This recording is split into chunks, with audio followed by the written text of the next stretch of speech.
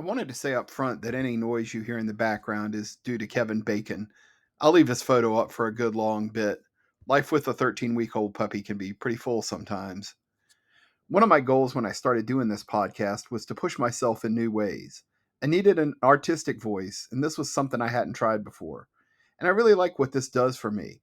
I can compose my thoughts and share them with an audience of friends, colleagues, and hopefully other people dealing with the same mental health things that I am. I decided early on that I was going to be vulnerable, but I still needed some level of anonymity. I just didn't really understand why fully at the time. I decided I would do these because who I am remains of no consequence.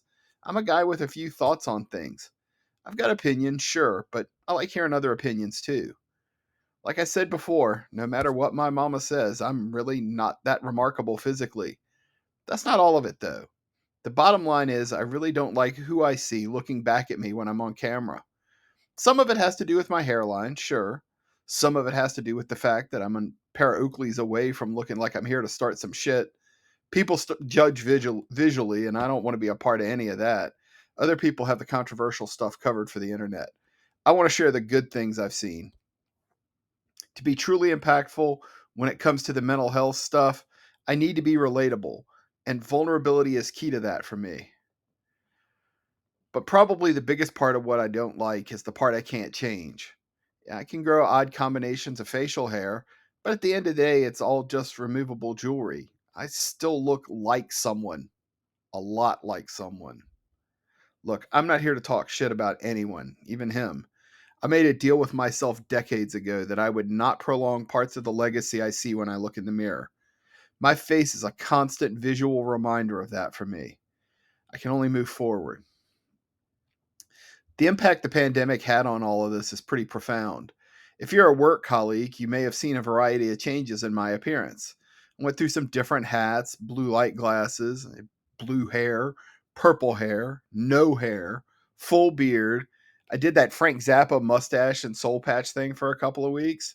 It was all this weird game I was playing with myself to try and change the one thing I could not. There are reasons why this look bothers me, deep, painful reasons. I've been exploring those a lot in the past few weeks. All right, this is going to be a hell of a transition, but let's talk about being weird. I know, right? Look, it's germane. Just hang tight for a second. I was and remain a profoundly weird person. I like being weird. I like keeping people on their toes, always keep them guessing.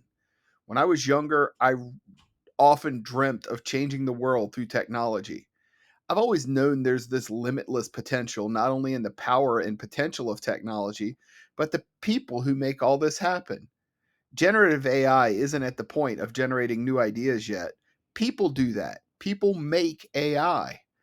I still have ideas myself, some good, most bad. I still dream about changing the world or some little part of the world somehow. As I've done these podcasts, I've seen some really cool things out there. There's this guy named Andrew Physics, probably not his real name, by the way. I think I saw something about him pop up on TikTok. The main thing I remember about any of these is having to figure out how to turn the volume up. I'm hoping someone replies in a comment that all I have to do is hit the volume up button or something equally obvious. I can't tell you how many videos I've had to watch silently while I tried to figure the stupid volume thing out. Once I got the volume thing sorted out, though, I was struck by this video of him that I guess kind of went viral, as they say. I put a link in the description. You should check him out. He seems like a truly great guy. He's grateful, like I try every day to be. Andrew Physics is a really good artist, too. He specializes in styrofoam art made to look like stone, and he's really talented. I have to admit, I'm kind of envious of him because he's comfortable just being himself for the camera. I'm not there yet, but I really am glad that he is there. Every time I think about all the cynical stuff, the stuff that drags me down, I think about people like him. He was genuinely touched that one person had found him on Twitch. I'm the same way when someone finds this podcast. A couple of weeks ago, someone who I didn't know at the time told me he'd listened to a couple of these before we met. And that was a really touching thing to hear. It meant an awful lot to me. So what does any of this have to do with being weird? I've come to the uncomfortable truth about myself that in my past, it wasn't good. And I've gotten confirmation from some of the people who would know that my intuitions just, they're not too far off base. Being a weird kid can be received in many ways. Some people just leave you alone. I get a lot of that for sure. Other times people try to understand you. That produces mixed results at best. After all, what if understanding you, they decide you're just a bit too weird for them to handle? Yeah, I've been through that before. Some people are cruel, painfully, spitefully cruel when your ideas are too divergent from their ideas. I've been through a lot of that. And then we get to the people who love you no matter what. Weird or normal, they're always there. I've been lucky to find a lot of these people on my personal journey, and despite my advancing years, I still meet new people all the time. And by being the tiniest bit vulnerable, I've built some security for myself. People appreciate my motivations even if they don't fully understand them. I kind of feel like I come in with this built-in sincerity. As I was working on this episode, I stumbled across this guy named Dave Plummer. He's got a YouTube channel, Dave's Garage. I'll link it in the description.